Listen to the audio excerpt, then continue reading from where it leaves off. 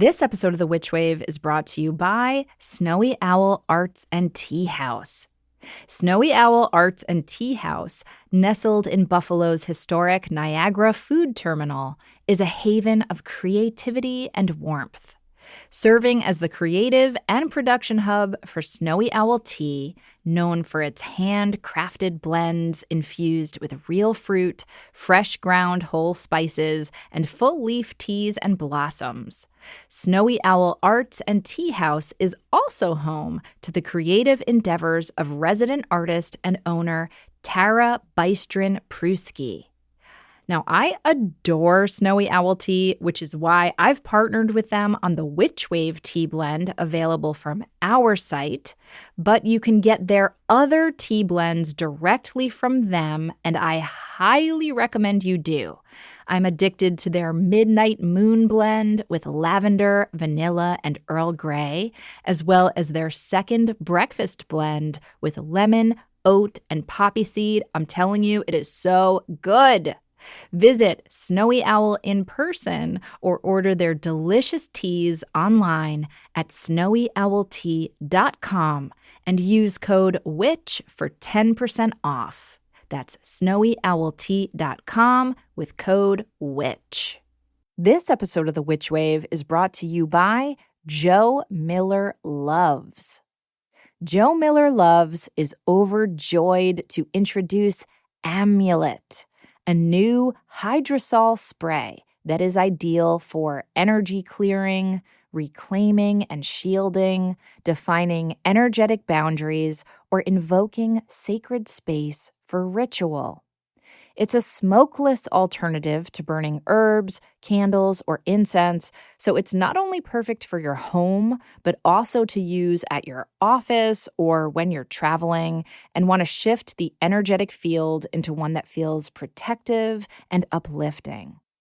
Amulet is 100% organic and made using activated crystal water and botanicals that were tended to and harvested in concert with the moon cycles. And if that's not enough, the Amulet spray is also infused with alchemy crystal bowl sound frequency. Talk about good vibes. It smells beautiful and comes in such a gorgeous bottle that makes me feel like I'm treating myself to something exquisite when I use it. Procure your bottle of Amulet by going to joemillerloves.com. That's JOMillerloves.com and use offer code WITCHWAVE for 20% off. Hey there. So people are always asking me how they can get more Witch Wave, how they can work with me, how they can find magical community. And my answer is join the Witch Wave Patreon. There is where you'll get bi-weekly bonus Witch Wave Plus episodes, as well as ad-free Witch Wave episodes and detailed show notes for all. The Witch Wave Patreon is also where I lead a monthly online magical ritual, which you can attend live or watch the recording of at your convenience. And that's available for members at all tiers. And then rewards for some other tiers also include magical merch and contests where you can win Witchly prizes, as well as getting early heads up about my workshops before they sell out, and opportunities to get magical one-on-one guidance from me. And all backers get access to our exclusive digital coven, where you can connect to a community of other wonderful Witch Wave witches around the world.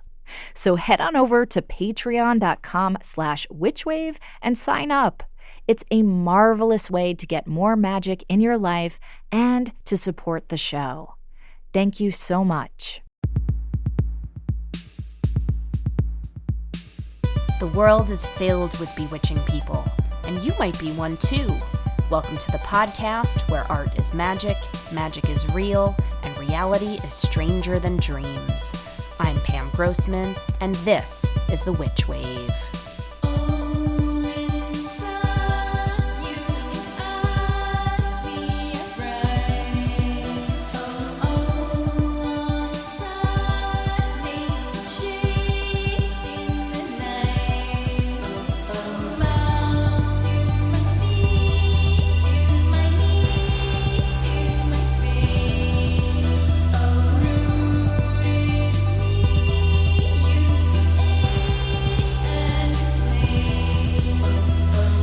Hello and welcome to the Witch Wave. First of all, I want to thank you all for your lovely birthday, Valentine's Day messages.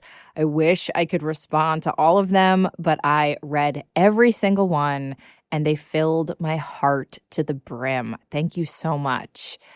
So, there is so much I want to share with you today, but before we get into it all, I want to tell you about 2 offerings from me. Next Thursday, February 26th, I am finally doing my long-promised Protection Magic online workshop.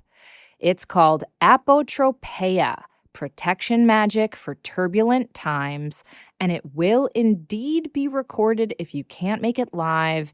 And I'm also donating a portion of proceeds from it to the Minnesota Immigrant Rights Action Committee, so do join if you witch. Tickets are available at pamgrossman.com/events or via my Instagram bio at Phantasmophile.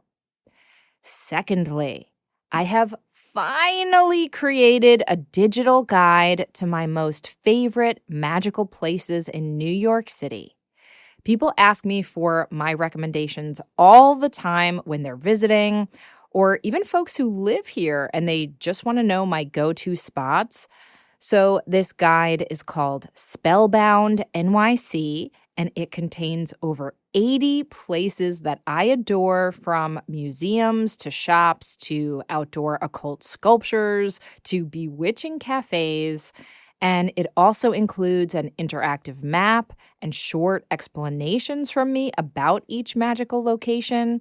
So you can download that now over at pamgrossman.com/shop.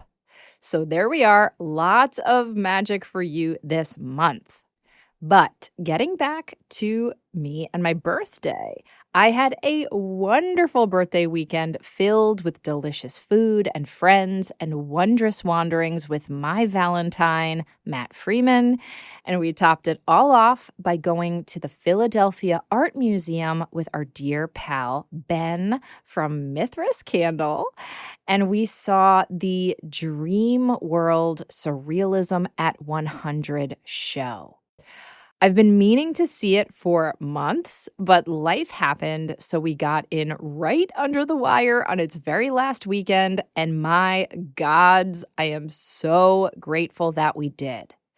Because look, I've seen a lot of this work before in different combinations and contexts over the years, but seeing it all together in this massive survey was beyond moving. And I was especially thrilled that the end of the show, we're talking after rooms and rooms of stunning surrealist work, it all culminated in 2 final rooms, one which was called Magic Art, and the very last room, which was called Carrington and Varro. And it was devoted entirely to the work of these most magical makers. Because I'm telling you, my friends, seeing the overtly magical aspect of the surrealist movement and seeing these 2 ingenious art witches in particular highlighted in such a monumental fashion is a relatively recent development. And it was just so wonderful to see it, let alone to commune with so many of my favorite works of art. And I don't mean to give you FOMO if you missed it. There is a catalog available of the show, so you can order one if you feel called to. But as I was drifting in this reverie through the entire exhibition, I was especially struck by the fact that surrealism was in many ways a reaction to, and perhaps even an antidote to, fascism. And I knew this already. Look, I know my history and my art history, but given what we're experiencing right now in this country with authoritarianism and, yes, fascism on the rise, and this real battle for the soul of this country that's happening now, it actually made me feel inspired, and hopeful to remember that people have lived through terrifying times before, and that art and imagination and magic helped them survive and dream up alternatives to the world as it was. In the placard for the Magic Art Room, there was a line that struck me. It said that André Breton, who was the co-founder of the Surrealist movement, believed that Surrealism's fundamental purpose was to, quote, reshape human consciousness in favor of freedom. And then, in the placard for the Carrington Varro Room, it said that Carrington believed that, quote, benevolent magic offers redemption for humanity in a troubled world. I've been thinking a lot about how we're going to get through this age of tumult and terror, and I keep circling back to connection, creativity, and conjuring. The conjuring of a better world. And lately, I've also been getting the message that a key piece of resistance and revolution and reimagining is dance. I keep coming across this Dan Savage quote online where he states the following, quote, during the darkest days of the AIDS crisis, we buried our friends in the morning, we protested in the afternoon, and we danced all night. And it was the dance that kept us in the fight because it was the dance we were fighting for, unquote. And here's another quote about dancing that I shared already on Witchwave Plus, but I'm just so obsessed with it, I can't get it out of my head, so I'm sharing it again here. This is from a poem by Gweno, who is writing in response to a painting by art witch Ethel Calhoun. And this poem is called The Dance of the Nine Maidens. And this line is so gorgeous. Gweno writes, to dance will make you effloresce into being. Isn't that so splendid? I was also thinking about the power of dance as I watched the incredible, inspiring, and I think ultimately healing Bad Bunny halftime show during the Super Bowl. And I'm thinking about it again this week as we celebrate the Lunar New Year, which is bringing in the year of the fire horse. And it's said that this year is all about energy and creativity and forward movement. What art, what magic, what dance helps us do is to be present, to alchemize pain into pleasure, to move through fear, and to connect to the divine. It helps us become a channel for love and to create beautiful new ways of being. And that's why I'm so honored to speak with today's guest, Banafsheh Sayyad, who is a trailblazer of sacred dance and who speaks so eloquently about how dance has helped the Iranian people and herself to resist oppression and to connect to the holy magic of love. It's one of my favorite conversations that I've had on the Witch Wave, and I'm just so thrilled to be able to share it with you here. But before we get to that, first, let's check and see what's come through on the Witch Wire. Who is it? Witches. Rita writes, I recently started listening to your podcast courtesy of a witch magazine my boyfriend bought me, and I found you inside. I wanted to reach out and tell you that although I have bought books recommended on the podcast, I have not been able to get around to reading them. And I do find myself doing that with a lot of books in general.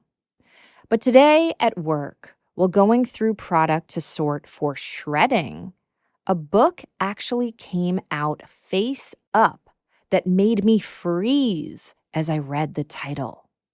It was Heal the Witch Wound, Reclaim Your Magic, and Step into Your Power by Celeste Larson.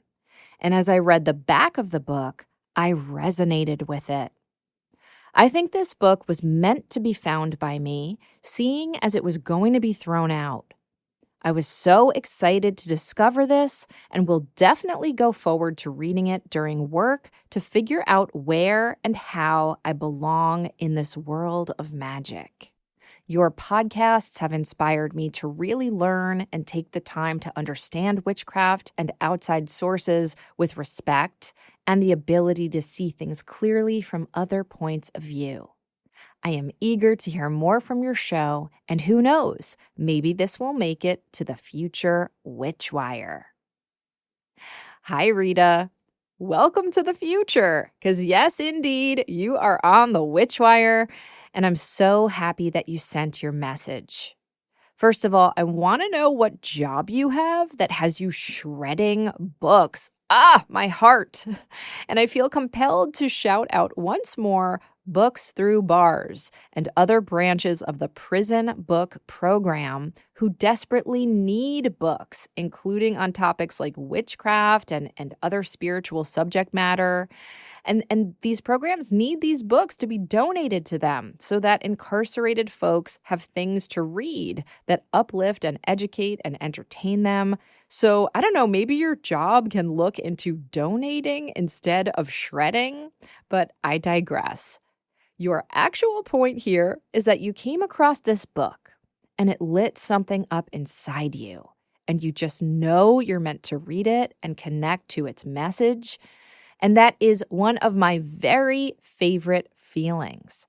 That sensation when a book crosses your path at precisely the moment you're ready to receive it. As you'll hear in today's episode, that's in fact exactly what happened to me with the book Dance of Oneness that was written by today's guest.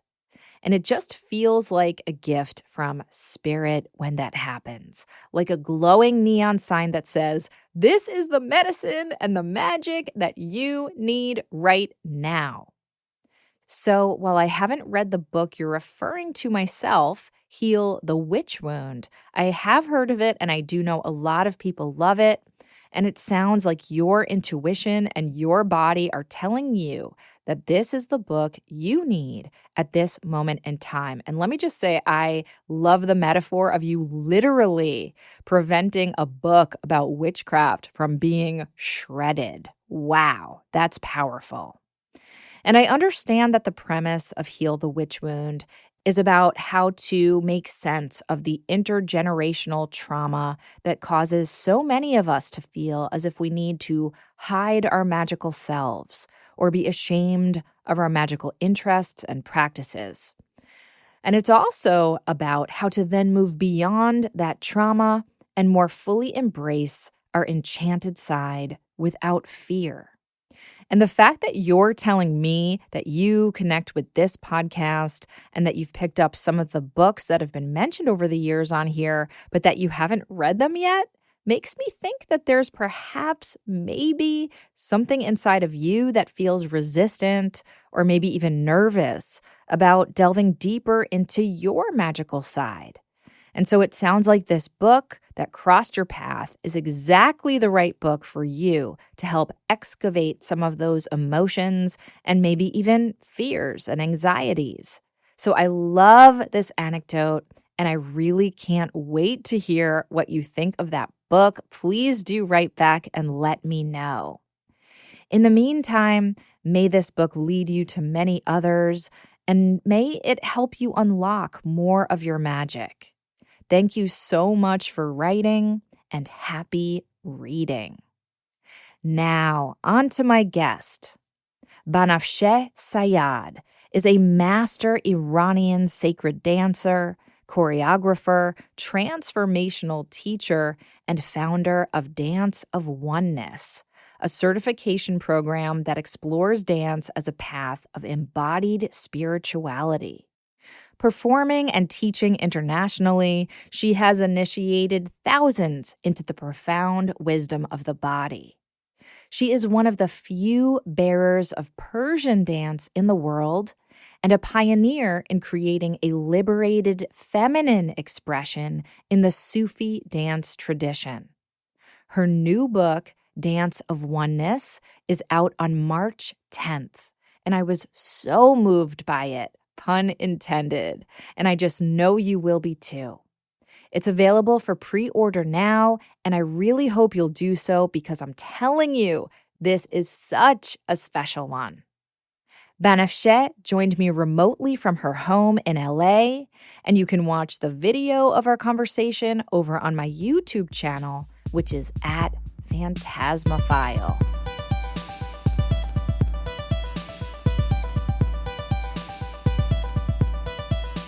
Banafsheh Sayyad, welcome to the Witch Wave. Thank you so much. Wonderful to be here with you.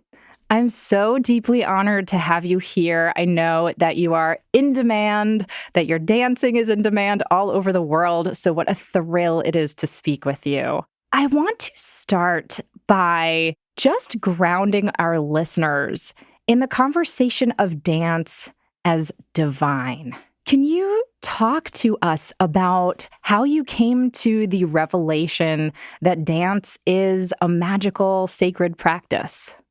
I've always danced. As far back as I can remember, I love to dance.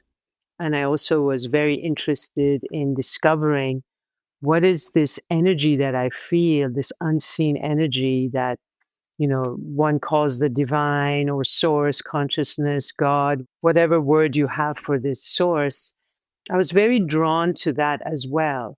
So it was very natural that these two passions of mine would merge and I would dance to commune with this unseen energy that I felt so viscerally and so clearly, but had no name for. So it was very natural that dance would be my way to commune with this energy and also to express this energy.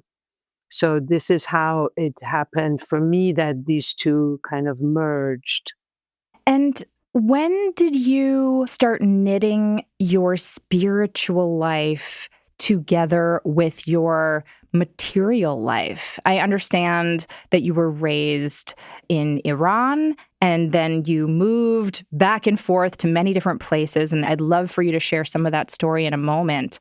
But I wondered if you could root us in your spiritual background and then maybe take us through how you knit that together with your dancing.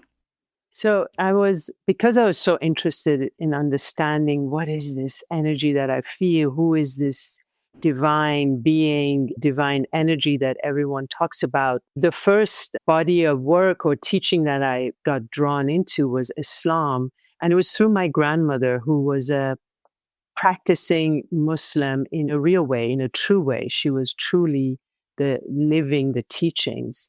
So because I loved her so much and spent so much time with her and wanted to emulate her, I could see in her this beautiful benevolence and generosity of spirit, and started to associate that with Islam. And she would teach me the inner teachings so beautifully, model them.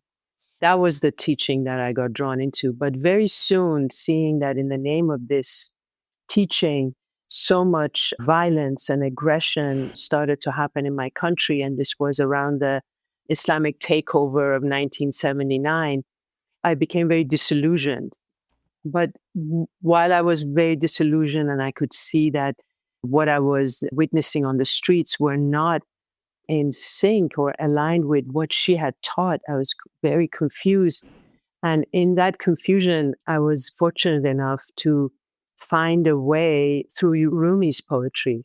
Yes. I was only a teenager, but he invited me into his teachings. And, in the Persian tradition, we have incredible mystical poets. And I believe that they need to invite you into their work, as well as your own longing. So even though I was a teenager, I could understand what I read in his poetry. And it was an invitation to go beyond the gateway of religion and into the heart. So he became my main guide for a very long time. And then I went into, when we left Iran, when we had to leave Iran, I was still a seeker because I had always been a seeker. And I went into the Gurdjieff work and then the Mm. Sufi order. And all of these sort of have informed what I teach and what I practice, which is dance of oneness. So bringing them all together into this container of dance and embodiment. Yes. And I understand that you were born to dance. You loved to dance at a young age, but it wasn't necessarily encouraged by your family to pursue this in a formal way, correct? Exactly. Even though I come from a long lineage of performing artists, and my father is a very, very famous performer. He's an actor, theater director, and filmmaker. He's like a legend in his own time. Even though I come from this lineage, because dance has not had a good standing in my culture due to Islam, but also just patriarchal influences, unconsciously, even though people may not be religious at all, they still didn't associate dance with something lofty or an elevated art form. So I was not trained as a child. I wasn't formally trained, but I trained myself. I just knew that this was my way and I had to prepare my body to be able to express what I felt. Yes, yes. Can you tell us your father's name? I understand he was considered the Charlie Chaplin of Iran. He still is. His name is Parviz Sayyad, and he's beloved, and he's just incredible the way he has been guiding many generations into really living and expressing truth, regardless of where they find themselves, regardless of what threats may be looming. Yes, and he's still with us, is that correct? Yes, yes, absolutely. And so that is an interesting contradiction, though, that you have this celebrated artist father who seemed to be not as encouraging when it came to you pursuing the craft of dance. How did you sort of reconcile that? Well, it wasn't something that was malicious in any way. It Sure. was really for my own benefit because there really weren't dancers in my culture that had forged a pathway, a real career. There were ballerinas, but that was not what I was doing. So, Yes. because people really associate a professional dancer with someone who starts at a very young age, who starts as a child and builds, their craft, builds their body to be able to express this beautiful art form. And I wasn't trained. When I announced that this is what I wanted to do with my life, it was a shock because mainly because I hadn't started as a child. And also because how do you make a career in dance? I had no idea. I didn't Mm. have any role models. And people in my culture hadn't seen that. And when I would describe the dances that I wanted to bring on stage, mythic, spiritual, especially those were never seen by them. So they just didn't understand. That's all. But I knew Yes. that had not come here to listen or follow what others think I should do. I knew this very clearly that it was something that I needed to pursue, even though I had no support except from my younger sister. That's right. That's right. Oh, well, bless your sister. That's great you had some support in the family. I was very blessed in that I got to witness the whirling dervish dance in Istanbul just as a spectator. I was there, gosh, it must have been 10 or 12 years ago, and I was so entranced by it. But it wasn't until reading your book that I put together the fact that this is not a dance that women traditionally have been invited to do or allowed to do, correct? Exactly. So this practice of whirling is an ancient practice. It's actually older than Rumi, but he's the one who made it very known, very well known. And his followers, the order that was established after his name, after his teachings. But during the time that Rumi practiced whirling with his beloved teacher and companion Shams of Tabriz, who taught him the whirling, there were probably women in their gatherings, but it wasn't something that people really talked about because they were also very much under scrutiny of Islam, that was the, religion of the land. So they had to be very careful because what they were doing, the whirling, is considered a dance. And dance is considered sinful in Islam, and so is music. So they had to be very careful to portray this as prayer, and there was only men, there weren't men and women, because that would imply something more, Risque. risque. But there were women present. It just wasn't really spoken about. And if you look at the outfits, the hat, that hat is so cumbersome to wear. It's really not designed for a woman to wear. The dress, of course, is more feminine, I would say, but the hat is quite heavy and quite masculine. Yes, yes. I was so struck when I saw the dance by the hand position of one hand up and one hand down. In my own work and writing, I write about striking what I call magician's pose, which is the pose of the magician in the tarot. And this is a universal pose I've seen cross-culturally, and, I've studied it and written about it extensively. This idea of being kind of a bridge between worlds, or balancing the opposites and integrating them at the same time. And I'd love for you to speak about that in your own dancing. Yes, so the right hand raised up toward the sky symbolizes receiving the blessings, receiving the light that pours toward us in every moment, in every instant, and sensing this light in your heart. And then with the left arm stretched out, with the left hand pointing down, you're transmitting this light into the world through your heart, through your special, unique way, and being able to transmit this light. So it's becoming a channel. And this is very central to Dance of Oneness, the form that I've created, that I teach and perform and have written about, which is, through dance, we become a channel. We are channels. Humans are channels for whatever you believe in. So how amazing and how profound to consciously tune into, what is it that I channel? What is it that I transmit with everything that I do, with the way I speak and think and interact and my actions? So it really informs us. The dance then becomes a way that we tune into what we channel and what we can channel. So beautiful. I am often heard saying that witchcraft is an embodied practice. And that is actually an insight that I've come to relatively late in life. I, like many other spiritual seekers, used to think that magic and spirituality was all about trying to transcend and commune with something beyond and outside myself. And it's only been in the last, I'd say maybe like 10 or 12 years that I've realized, like, oh, wait a second. The body is sacred and holy, and it's how we sense and conduct energy. And so integrating the spirit with the body is, it's a great offering and a great way of trying to live in alignment. And I'd love to hear you speak about embodiment. You write about it so beautifully in your new book as well. So I'm so happy to hear that you've made this realization, because I feel that's very key. We experience today in our world this discord between us and nature, discord between each other even. It stems from this idea that the body is impure, that the earth is impure, that all that is associated with physicality is impure, and that to attain enlightenment or to be a spiritual person, you need to transcend the body.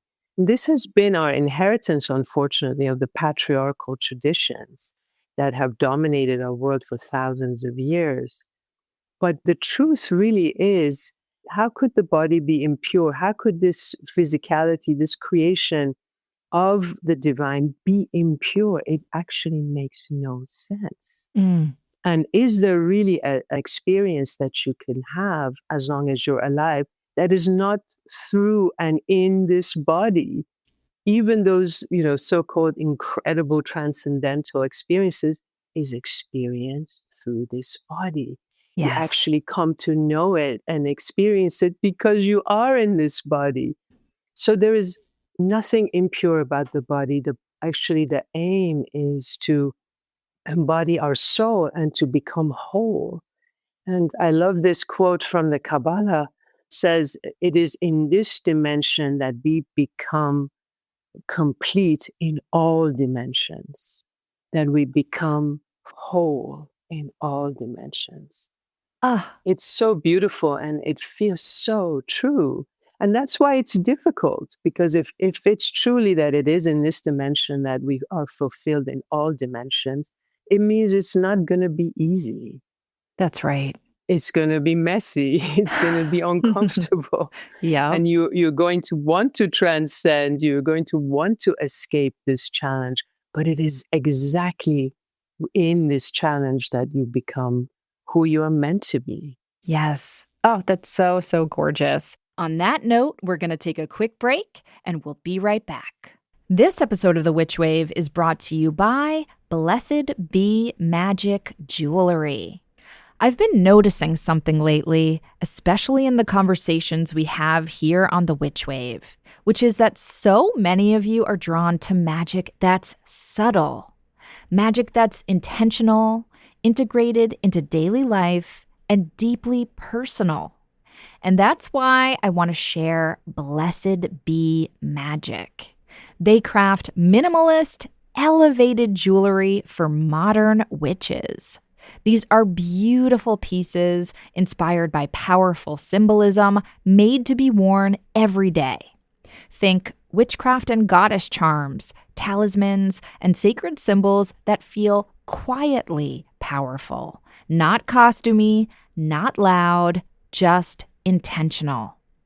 And I think listeners here on The Witch Wave will really appreciate that, because so much of what we explore on this show is about weaving magic into the ordinary, into our creativity, and into living with purpose and presence. And Blessed Be Magic's jewelry really supports that way of living. And what also stands out to me is how the witchcraft community raves about their pieces. They have over 3,000 five-star reviews, and again, witches say that these are the pieces they never take off. Jewelry they wear to ritual, to work, and everywhere in between. You can visit blessedbemagic.com to explore jewelry made to honor your path. That's Blessed Be Magic, spelled MAGICK.com, and use code WitchWave for 15% off your first order. The Witch Wave is brought to you by BetterHelp. Yes, it's February, the month of Valentine's and candy and flowers, and lots of chatter about dating and relationships. And sometimes it can feel like everyone else has it all together in their love lives. But whether we're married, dating, or single, the truth is most of us are still figuring it out and finding our way. And I'll just speak for myself here. I've been with Matt for 21 years, and we absolutely adore each other. But over that time, we've had all kinds of ups and downs to navigate as a couple and also as individuals. And therapy has really helped each of us become better partners and also become better caretakers of ourselves. I've said it before, but I truly believe that one of the best love spells you can cast is a self-love spell. And likewise, I think one of the best ways to become a good and, yes, more attractive partner is to go to therapy. So no matter where you are in your romantic journey, therapy can help you find your way. It can help you get to know your own needs and desires. And hey, maybe that's the desire to be single, which is fantastic. But by identifying what you want and making space to explore your own perfectly imperfect love life, you can take pressure off of yourself and figure out what's right for you. Therapy can help you identify what's weighing your relationships down and find ways to brighten and lighten them again, especially your relationship to yourself. So whether it's for individuals or couples, therapy is an opportunity to identify what's getting in the way and help remove any blocks between you and the life you desire. And with BetterHelp Online Therapy, finding that support is more accessible than ever. With over 30,000 therapists, BetterHelp is the world's largest online therapy platform, having served over 6 million people globally and averaging a rating of 4.9 out of 5. To get started, you just have to fill out a brief questionnaire online to get your therapy match. Sign up now and get 10% off at betterhelp.com/witchwave. That's better, HELP.com/witchwave. Hi, Witchwavers. I know, and you know, you want some Witch Wave merch. And our print-on-demand merch site is now available through Dashery. So if you want to get different variations of our gorgeous Witch Wave logo designed by Thunderwing, or our Witches Are the Future catchphrase designed by Lara Antal, printed on everything from t-shirts, mugs, totes, stickers, magnets, notebooks, you name it, you can. Shirts come in different styles and fabrics and are available in sizes small through 5XL, so you can order whatever you'll feel you're most comfortable and most magical in. So head on over to witchwave.dashery.com. That's witchwave.dashery.com, or you can click the Dashery link in the Witchwave shop over at witchwavepodcast.com/shop. Welcome back to the Witchwave. I recently encountered a quote by the choreographer Deborah Hay. This is from her book, My Body, the Buddhist. And in it, she says that the phrase sacred dance is redundant, that all dance is sacred. And I would love for you to expound a bit upon, like, how does it feel when you're dancing, and why do you want to share that with more people? I do relate to what Deborah Hay is saying. Yes, all dance is sacred, but it takes a minute for us to realize that, the ancient source of dance, the origins of dance, is that it's the first art form. It's the first way and means that humans communicated, that humans prayed. It's a foundation of theater. It's the foundation of all performing arts. So it's very profound. It has its sacred roots. But over time, it sort of, in some way, in some circles, it's lost that essence, if you will. And it became more of an entertainment only. Mm-hmm. So to say sacred dance is to evoke the root of the dance. Yes. To remind us that, yes, this is sacred. But really, it is about the intention of the dancer, the choreographer. What is their intention? Why are they putting this dance on? Why are they sharing this dance? That's where the sacred is found, in that intention. And are you always feeling a sense of ecstasy when you're dancing, or does it depend?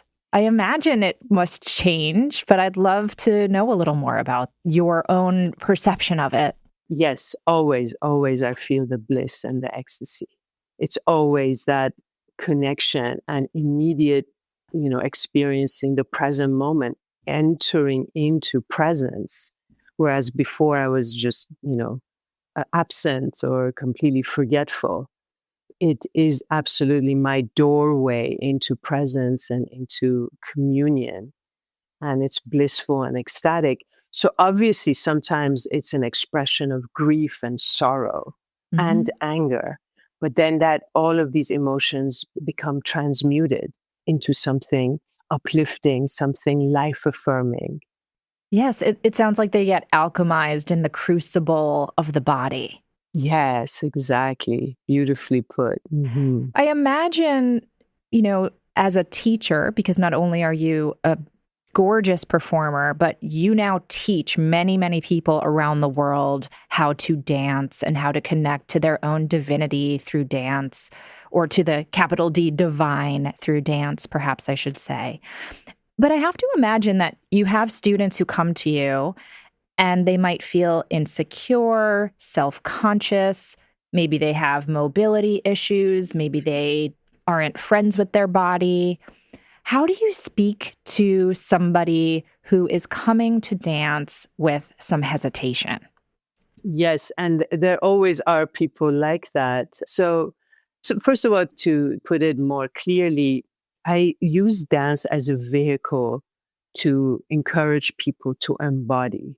So dance becomes a tool for embodiment. Embodiment is my first and foremost aim in teaching, because we tend to be so absent from inhabiting our bodies, whether it's because spirit has been regarded superior to the body, or how the mind is considered superior to the body. We are either living up here or just completely somewhere else. What is important to me is to help people, remind them that you have a body. When you enter into this body, you just live a more fulfilled life. You're living a fuller life, and all the glorious benefits of embodying ourselves, including being fulfilled and becoming whole in all dimensions, which is incredible.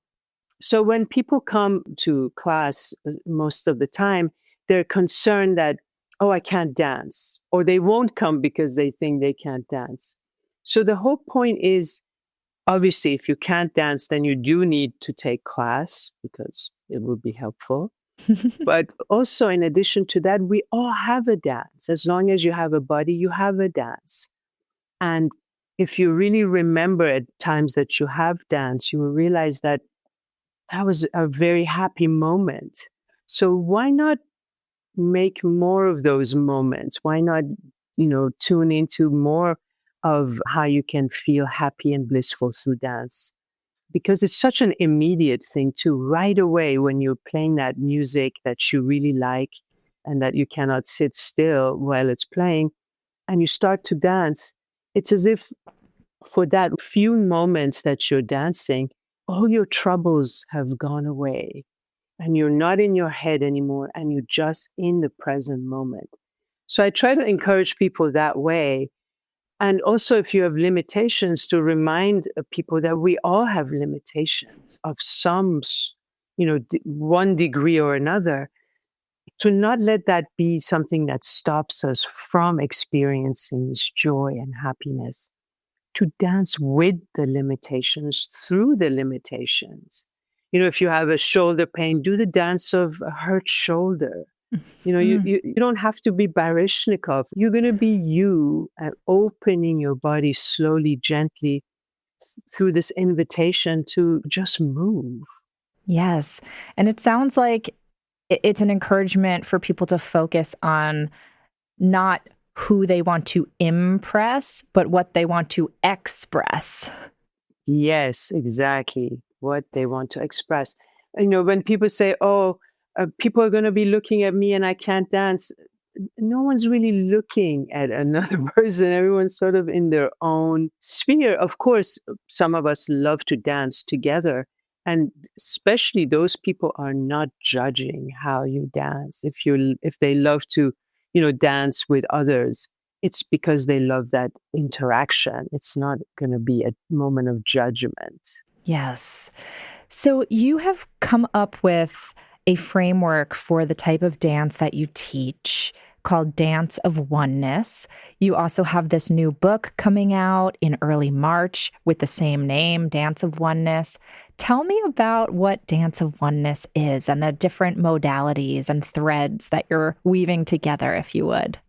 Yes, so Dance of Oneness is a practice that fuses three streams. One is movement and dance technique, as well as freestyle, inviting people to express what they've learned through the guided movement.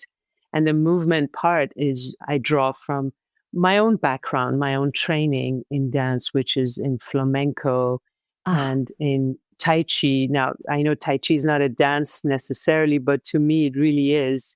It's a Such flow. such a Yeah. beautiful dance. Persian dance is another modality that I draw from in Dance of Oneness. and contemporary movement, but most importantly, the whirling. The whirling is central in this stream. I also bring in wisdom teachings, and the wisdom teachings are drawn from the Sufi path, from the Taoist path, and the divine feminine traditions. And I feel like embodying wisdom and really letting it be grounded in the body is a very beautiful way to live the wisdom, not just think and not just approach wisdom teachings as ideas, but as something that you can live. The third stream is healing. And healing I draw from Chinese medicine. I'm also an acupuncturist and herbalist. So bring in that knowledge of the meridian flow, the energy flow in the meridians, for example, and the chakra system, and also some more newer sciences. So these three coming together is what makes dance a oneness and what brings us into wholeness. So it's like a dance as a spiritual path, but also a science of embodiment and how to embody love in the world, loving yourself and expressing love. Yes, yes. Just speaking a bit personally, when I was a child, I loved to dance, I loved to perform. And then I started taking dance lessons. And after a couple years, I was really turned off by it. My older sister pursued it and she went into competitions, and it became very much about trying to make her body as slender as possible and win contests and things. And I think it really shut down a part of me that longed to just move. And now that, again, I'm older and I'm finding my way back to my body, and I'm doing that through, different forms of fitness, but really trying to pursue a path of honoring my body in ways that are pleasurable and magical. And I've been having all of these synchronicities around dance. And even you and your book crossing my path at this moment in my life feels like this another giant sign of like, yes, dance is the answer or an answer. And so I just wanted to thank you because your book has really started reawakening parts of myself that I think were laying dormant for a while. And I imagine many, many other people are going to feel that way too when they encounter it. Yes, that is so true. I have so many students who were dancers as children, and the atmosphere of their dance classes really turned them off to dancing. And it's a shame, it saddens me because this is such an incredible art form and there's so much potential for what the gifts that it can give us. But when it is practiced and taught in the way that is just so competitive and Yes. in a way so cold. I remember myself being in dance school and feeling competitiveness in the energetics, this idea that it's only a few that can become very famous or excel at this form. And you have to be a certain body type and you have to Yes. look a certain way. And I always rebelled against that. I always felt like that just doesn't feel true to me at all. I feel like there's a place for all of us. Why should we think that there's only that one, role that would mean you are excellent? And that's why I was very inspired to really focus on dancing our life. And I remember very clearly people saying to me, why is it that dancers that are so incredible on stage and they just bring so much joy to the audience, why is it that they themselves feel so miserable sometimes? And they're just smoking all the time and drinking coffee so that they can curb their appetite. Why are they miserable? And I feel like we have sort of not tuned into how dance is a way of life. It's not just something that you do on stage or in the studio. It's an invitation to live your life that way, to take all that dance represents and apply them to your life. That grace, that freedom, the flexibility, the confidence, the sensuality, all of those things that it brings us are what you can actually live, so that you're not two people anymore. You're not the dancer and then the person living life. You are living your life as a dancer.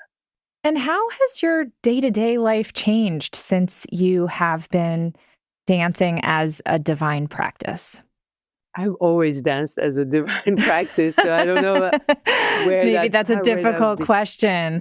Maybe I can ask, how do you think your students' lives have changed? What has been different for them after they've learned to reconnect with their dancing divine selves? That's a great question, because I have so many great stories about that. But what they all have in common is that joyfulness and that confidence to really feel their own beauty at Ah, whatever age, that they're beautiful, you know? And if you notice dancers, people whose life is dedicated to dance, they age very late because you're playful also. There's that dimension of playfulness that dance brings. And you're engaged in something fun and sensual, and you're not ashamed about your sexuality. So huge transformations of just really stepping into who they are with much more confidence and sovereignty. yes. To your point, a few weeks ago, I got to see two of my heroes perform in the same week. One was Stevie Nicks and one was Patti Smith. And they both said that they love to dance and encouraged us all to dance, and talk about people who are aging with so much beauty and energy and fire. I would love to hear more about your own journey. We touched on it lightly before, but mindful of the political moment that Iran is having right now, I'm mindful of the political moment the US is having right now. And you're someone who has lived through a country which I understand that it had been much more liberal and then became much more conservative. And so your family took you to find more freedom. And yet here you are in the US, where it seems like, once again, these fundamentalist religious people are trying to make everybody else fall in line with really fearful tactics. And so, as much as you care to get into, what has it taught you to have grown up in Iran and then come to America? And I know you had many other, points on your journey in between, but what lessons have you learned from all of that you think it's important to share right now? Well, first, I want to really hold space for the tragedy that is unfolding in my country, Iran. So many have been massacred. We don't even know the exact numbers. What I heard recently is that it's upward of 50,000 people, mostly under the age of 30, including pregnant women, including children. Basically, this regime of thugs and terrorists, opened fire on people who were protesting, who were standing by, everyone. They just opened fire like it was a war that they were engaged in. And so many have been imprisoned, so many are injured. I don't know if your listeners, viewers know the details, and I'm not going to go into all the details, just to say that the level of violence is unprecedented, definitely in Iran's history, but also the history of the world, that a regime would kill its own people in this way. Yeah. And because of the internet issue, we don't have exact numbers, and they don't reveal this information. So it's very important that people of the world really keep their focus on Iran and pressure the governments that can take action to put more pressure on Iran, so that they can support us, the people who want this regime gone. Mhm. They've been in power for the last 47 years, and they have basically destroyed every possible thing that you can imagine. They've destroyed people, obviously, but also the environment, the air quality, the water, the land. It's just horrendous, really, what they have done. And yes, it is a fundamentalist system that has come to power, that usurped power, And this is what they have done and continue to do. I am very hopeful, though, that what they have shown is really their end, because there's no way that it can be acceptable for them to stay in power. There's no way. But I know your question was about also, the US. I just have to say, in comparison, this is paradise, really. So Understood and received. And I yeah. appreciate that so much. And I know I speak for my listeners and our viewers that our hearts are with the people of Iran. What is the best way for us to support? You said trying to pressure our government. I imagine that's calls to Congress. It's pressuring our reporters and journalists. Is there anything else that we can do to be supportive? Yes, this kind of work is very important to amplify the voices and to really be aware of what the actual news is, because I know that some news outlets are not reporting what is actually going on. And the regime in Iran certainly wants a different narrative. Some media outlets reflect and echo what the regime is saying. And this is not helpful at all. This is completely against the support that the freedom fighters need, which is that there should be no negotiations with this regime, that they need to step down, that we have our own transition government that we are proposing, and that once this regime has been toppled, there won't be chaos, because that's the worry that many people have in the West. There won't be chaos because we already have in place a transition government with the leader that people are calling for. So this is one way to support. This is a very important way to support, to really back that the people have a plan and it won't be chaos in the region. But also, having said that, just going back to your question about the US, yes, in comparison, it is paradise. But here we also do need to be very mindful of fundamentalists in any direction taking over the narrative and taking over the system. It's very important to be mindful of what can happen when you allow that.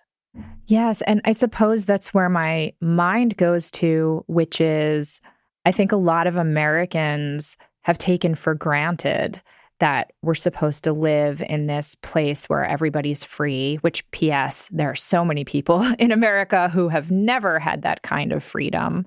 But the fact that these freedoms can be pretty quickly taken away by a minority of people who are greedy and who weaponize. I'm just thinking about fundamentalist Christianity, who weaponize religion and religious texts that are supposed to be about loving each other, helping the poor, helping the sick, being of service. And yet it's this fundamentalist religious thinking that they use to, abuse and harm other people and have power over other people. And I suppose that's why I wanted to just have our listeners keep that in mind, that freedom is something that needs to be protected and fought for vigilantly and not taken for granted. I also understand that it's women who have been such a driving force in Iran for resistance. And I'd love for you to talk about the place of women in this moment. Yes, women have certainly led the woman life freedom movement that started in 2022 and has continued very strongly.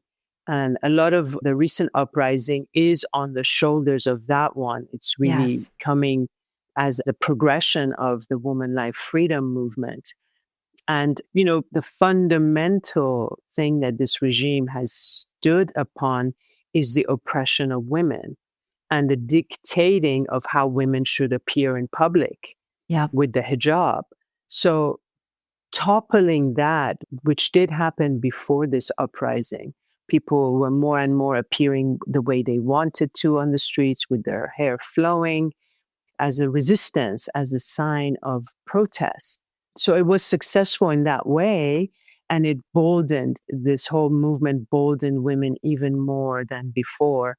So basically what they did was really weaken the foundation of this regime, what the regime stood upon fundamentally. And this boldening just continued and grew more and more. And dance has been a huge part of that expression. Because dance is considered sinful, remember I was saying that in Islam it's considered sinful, Yes. especially the interpretation of Islam, of the Islamic government of Iran. Definitely women's dancing in public has been banned since the beginning of this regime. So in dancing in public was such an incredible expression of protest. And for me, it brought me so much joy to see that people were protesting with dance, because what dance does is fills us with joy and it empowers us and it's healthy. Instead of just screaming and being angry and filling yourself with that energy, you're filling yourself with this incredible exuberant energy and showing what you stand for versus what you're fighting against. Yes. So I was just so overjoyed that was one of the biggest, most important expressions of the woman life freedom movement. Today, what you see at the funerals of the slain heroes is families dancing. This is different, though, because what they're saying, and this is very important to me, is that with the tragedy that we are hearing, the tragic news of all these incredible people slain or imprisoned, injured, it fills us with grief and sorrow, the kind that could never lift. It's justified. But to remember that, okay, there is a space for sorrow and grief, but I need to take action. I need to stand for life. I need to stand for what we believe in. So dancing at the funerals of their slain heroes, of their children, of their brothers and sisters and parents shows that we will not be vanquished, that this grief will not destroy me, and that there is really no death, actually. It's the reminder of that, isn't it? It's saying there is no death. The hero that is slain knew what they were doing. Their soul came in to do this, and their soul is now with the great ones. Powerful, powerful words. On that note, we're going to take another quick break, and we'll be right back. This episode of The Witch Wave is brought to you by Robin Rose Bennett. I constantly talk about and write about my mentor, the Green Witch, Robin Rose Bennett, because working with her changed my life and expanded my magic and my sense of self. So I am thrilled that more people can learn from her now via her new online course, Green Witch's Apothecary, Herbal Medicine, Moon Magic, and Sacred Rituals. And while Robin Rose believes that Earth is the only teacher you'll ever need, it's helpful to have a translator. And I can think of no one better than her. The Green Witch's Apothecary is Robin Rose's lively, self-paced 12-module course that you can engage with at your own rhythm. Now, this course is not for you if you're looking for a quick fix or surface-level information, or if you think medicine has to taste bad, be complicated to make, and require expensive ingredients. However, if you're looking for deep, rooted learning, fun classes, and friendly recipes that are effective, made from easily accessible ingredients that save you a ton of money, then Robin Rose's course is a dream come true. It's beginner-friendly, yet rich enough for long-term practitioners. And it is full of storytelling, practical medicine-making, rituals, and seasonal teachings. Bring magic into the everyday and heal your body, mind, heart, and soul. Sign up for the Green Witches Apothecary online course now to meet the incredible healers we call plants and to hear stories from Robin Rose's decades of experience as an herbalist and green witch. I truly can't recommend learning from Robin more highly, and as further incentive, she's offering a special 10% discount for Witch Wave listeners with code WitchWave. So make some green magic with Robin Rose today and sign up for the Green Witches Apothecary online course at robinrosebennett.com. This episode of The Witch Wave is brought to you by Mithras Candle, my favorite. As we move through the quiet heart of winter toward the first whispers of Imbolc, our rituals require a steady, gentle radiance. For 10 years, my mythic and scientific friends in Philadelphia have been handcrafting that exact kind of radiant light at Mithras Candle. Our ancestors held beeswax as sacred. They used the finest beeswax, creating hand-dipped Byzantine pillars that carry a natural honey floral aroma, a heavenly scent like a bridge between the physical and the ethereal. These are gorgeous tools made with soul, designed to carry your intentions exactly where they are needed. 2026 is a milestone year for Mithras, and they're celebrating with some truly transcendent offerings and collaborations, including the return of the White and Luxe Aurea line of 24-karat gold and platinum leaf angel magic candles.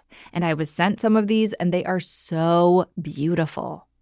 And for those looking toward the turning of the wheel, keep your eyes peeled for a special new candle release specifically for spring, a fresh glow for a new season.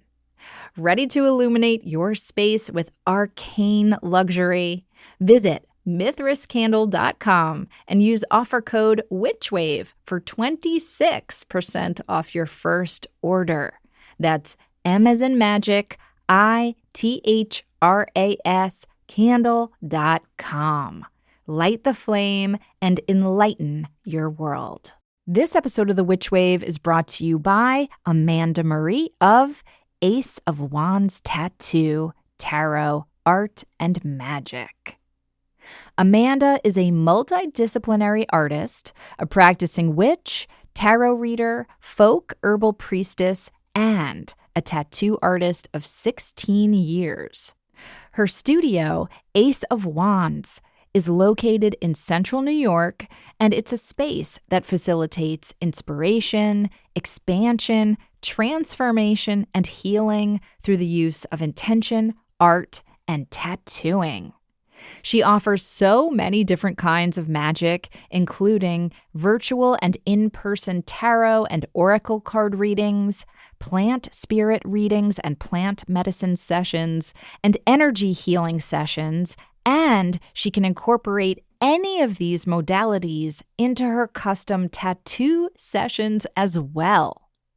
Amanda opened Ace of Wands 8 years ago because she felt the need to create a space for magical connection, a space that honors the spiritual and sacred aspects of tattooing, a space where the experience is just as important as the quality of the art being created. Amanda's goal is that every person who spends time at Ace of Wands walks away feeling empowered and more vitally energized. You can book your free 30-minute video consultation to discuss your ideas and details of the tattoo process, or you can book a reading or energy healing session with Amanda by visiting aceofwands.tattoo. And to purchase original art, limited edition prints, herbal magic, and more, you can visit AmandaMarieWitchery.com and get 11% off by using offer code WitchWave. Welcome back to the Witch Wave. I want to ask you why you think it is that we need dance right now in this moment, and why you feel like you were called to bring that message to so many more of us. I feel we need dance because we need to release the tension that we carry, the grief and the sorrow and the anger and the anxiety, the situation in Iran, in America, in so many places. Our personal lives, almost everyone around me has a lot of turmoil in their personal life too. Yes. So dance helps us release the turmoil and all this constricting emotions and open to something different, open to possibility, to hope, to bringing in a different kind of energy. Because as you know, and as your listeners know, your viewers, we are way more powerful than we think. We are creators, we are co-creators. So dance puts us in that energy. It reminds us of our sovereignty after it helps us release what constricts us. I love that so much. And I feel compelled to ask you because this is the witch wave. What is your relationship to words like magic and even the word witch? I know you love different feminine archetypes. What do those words bring up for you in your life or in the context of dance, magic and witch? So witch is, to me, wise woman. Yes. And wise woman in many of her different expressions, just like the divine feminine has all these faces. She is Mother Mary, she is Kali, she is Mary Magdalene, all of these incredible faces of the divine feminine. And what appeals to us, whatever face we're drawn to, is how she's communicating with us, how she guides us. So, witch, wise woman, woman who is free to decide what her destiny is and is not governed by the external influences. That's how I see witch. Yes. Oh, I love it. She's in touch with her power. She's in touch with her power, and this power is for the greatest good of all. So that's how I see witch. And she's not afraid of the darkness, because darkness is the place of mystery. Darkness is actually the field of all possibility. Darkness is not evil. I say that all the time. Yes, exactly. Darkness is yin, is the yin energy. It's incredible. It's absolutely the partner of light. It's the complement. Duende, right? In flamenco. Yes. Yes, yes. Spirit. And magic, that's an incredible word for me. Magic is very central. And I also relate to magic as coming from the magi. Yep. And the magi are the ancient Persian wisdom keepers.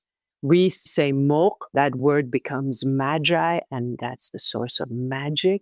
Yep. So being adept and in tune with the unseen and not seeing it as different than the physical seen life, that it is what guides this world, what guides the physical, and being in tune with that and being able to perform magic and miracles. Well, I'm just beaming over here. My goodness, I feel like I'm levitating. Like that wasn't a quiz, but if it were, you nailed it. So I'm just going to trust my intuition here. I know we only have a few moments left, but I've been thinking about how to nourish my body, my vessel. And actually, I happen to love Persian food. Any excuse to eat rose and cardamom, like sign me up. And one of my favorite restaurants here in New York City is called Sofre. I hope I'm pronouncing that correctly. Sofreh. Yes, yes. And I'm going there for my birthday in a few days. I absolutely love that cuisine. I'm curious how you think of nourishing your body, how you think of food and, the beauty of getting to enjoy things sensually for the pleasure, but also for the support of our physical bodies. Well, first, happy birthday in advance to you. Thank you. I'm a Valentine baby, so eating some roses Oh, sounded perfect for oh, me. how wonderful, how beautiful. Thank Perfect. It you. makes so much sense. Yes, nourishing the body with rest, with spending time in stillness, spending time in silence, being in nature, definitely being in nature, spending time bare feet on the earth, on the sand, in the water. Water is very important to me to soak in different bodies of natural water and to really tune into what your body needs. When it comes to food, I'm very much influenced by the Chinese medical point of view, which is there's no stock like this is nutritious for everyone. Everybody is different, and it's important to listen and tune in. Is this right for me? How does this make me feel? It's tuning into the wisdom of the body, and when our body gives us different signs of digestive discomfort or aches and pains, it's something to pay attention to instead of try to put a band-aid on and try to fix right away. To listen, what is it because I ate something that's not right for my system? And Hmm. maybe I used to eat this food, but now I need to pivot and eat something different. Our body is our best guide. And when we learn to trust and listen and pay attention, we get more and more messages that guide us into greater health. So, so well said. I've also been thinking of the body as the place of intuition, that instead of asking myself, how do I feel about something in my head, I am paying more attention to how my body feels as a sort of navigation system, I suppose. And I wonder if dance has helped you become more intuitive. Definitely, definitely, our body is a navigation system. I think it's good to ask, what do I think? What do I feel? And what do I sense when we have a question? How does my body feel about this? What is my thinking? And then to try to create this coherence, right? I'm definitely not someone who puts the mind down at all. We need integration, we need coherence. All aspects of the self need to come into play and integrate, relate, and come into wholeness. And dance for sure helps us tune into this navigation system much, much easier because you're moving, because you're used to movement. And if you eat certain kinds of food, it's going to really hamper your ability to move freely. And if you don't have enough rest, you feel it right away.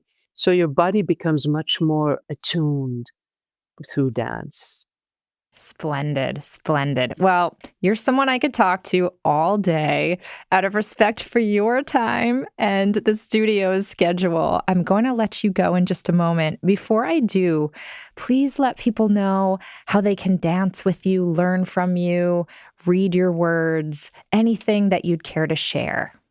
Sure. They can go to my website. It's called danceofoneness.org. You can see the upcoming events that I have. I'm going to be traveling, doing book events, book/workshop/performance events. I'm actually coming to New York in July and Okay. then doing a retreat in upstate New York at the Menla Retreat Center. It's a beautiful Buddhist center in Phoenicia, New York. I'm going to do a longer workshop there, but before that, I'll do one-day events in New York area. I have online offerings around Los Angeles where I live, and also in Europe. All of these are listed on the website. And I'm also on Instagram, Banafsheh Dance, and I'm on Facebook, Banafsheh Sayyad. So these are places that people can connect with me and find out more about the dance offerings. How wonderful. And I understand that your book also comes with a code because there are some, is it sort of meditations and things that they can access through a QR code? Is that right? Yes, because there's just so much that you can read, when it comes to dance. I have practices in the book, meditations and movement practices and dance practices, including the whirling, step by step, how to whirl without getting dizzy. So there's only so much that you can actually do with the written word. All of the practices are either accompanied by audio clips or video. And the QR code that you mentioned will connect people to these clips. Perfect. Well, I sincerely hope that you and I get to cross paths in person. I would love to whirl with you sometime. And I'm just so grateful to have encountered your work at this particular moment in my life. And I know my listeners and viewers will feel the same. Thank you so much for being on the Witch Wave. Thank you. I really enjoyed talking with you, and I hope that our paths will cross in person. And so they will. Thank you. That's it for the show. Thank you again to Banafsheh Sayyad for sharing her moving magic with me. Do you have questions, feedback, need some witchly advice, or just want to share something magical that happened to you recently? Drop us an email or a voice memo over at witchwavepodcast@gmail.com. We'd love to hear from you, and you just might make it on the Witch Wire. Please check out the video of my conversation with today's guest and prior guests over at my YouTube channel @Phantasmophile, and please like and subscribe. The Witch Wave is a Phantasmophile production, written and produced by me, Pam Grossman.